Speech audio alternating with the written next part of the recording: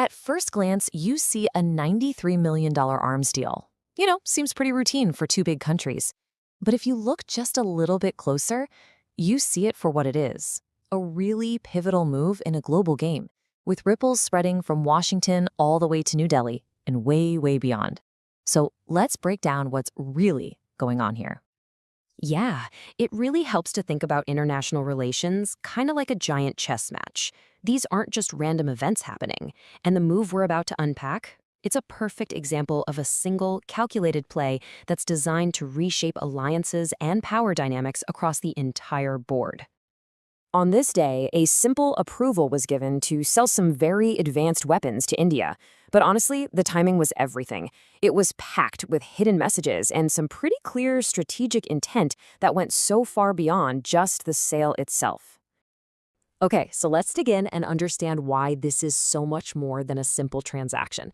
This isn't just about buying and selling military gear. No, this is about diplomacy, it's about strategy, and it's about setting the stage for the future of the entire Indo-Pacific region.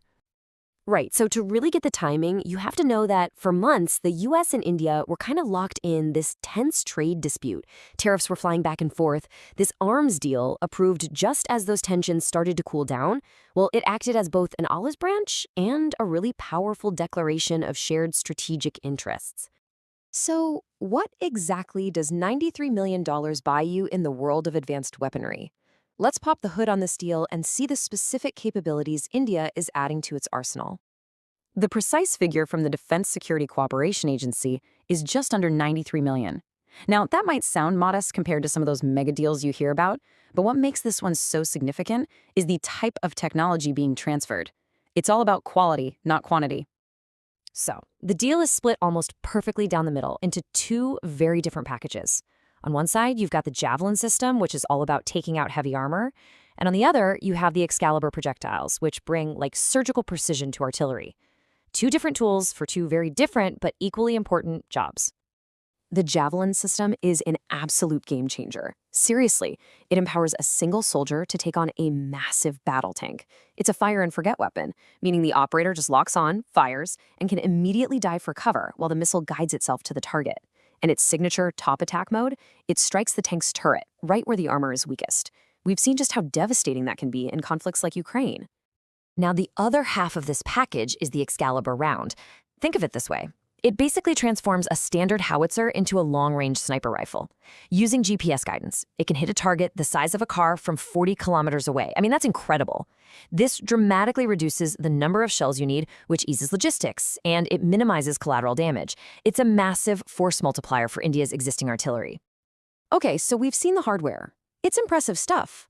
But to really understand this deal, we need to look at the timing. Why now? Well, the answer lies in the economic friction that was brewing between Washington and New Delhi right before this approval came through.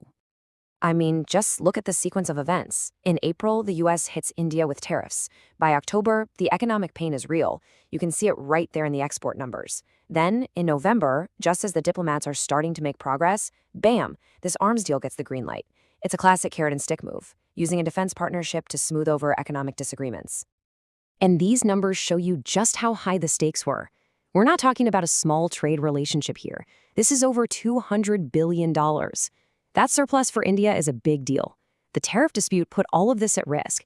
But that new goal, hitting $500 billion in trade by 2030, shows that both sides see a much, much bigger prize on the horizon.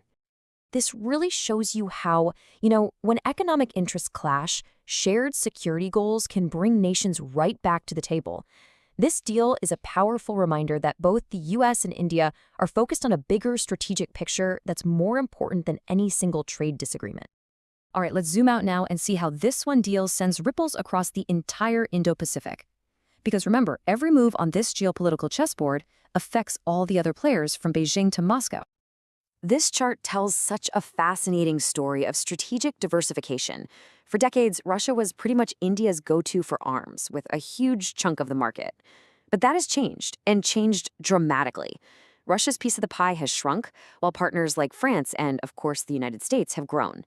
This isn't just about buying weapons, it's a deliberate strategic shift in alliances.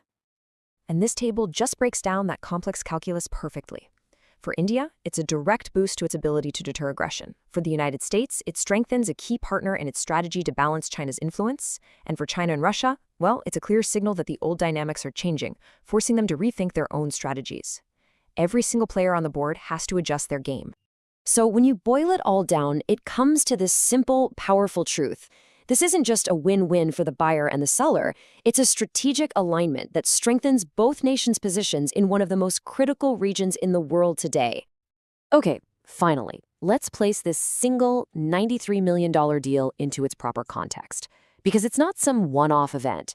It's actually just the latest chapter in a long story of two huge democracies growing closer and closer together. And you can see that progression so clearly right here. That 2008 nuclear deal, that was the big turning point. From there, these foundational agreements were signed one by one, allowing for deeper military cooperation, secure communications, and now even co-production.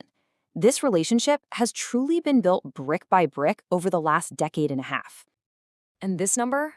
Wow. This number powerfully illustrates the result of all that foundation laying. $20 billion in defense trade since 2008. It's a staggering figure that shows just how far this partnership has come, from cautious engagement to a deep strategic alliance. This latest $93 million deal, it's just another drop in a very large and still growing bucket. And that, of course, leaves us with the big question. Does arming a key partner in a volatile region actually create a more stable balance of power? Or does it just raise the stakes and accelerate a new kind of arms race? The answer isn't simple, and it's definitely something worth thinking about as this new chapter in the great geopolitical game unfolds.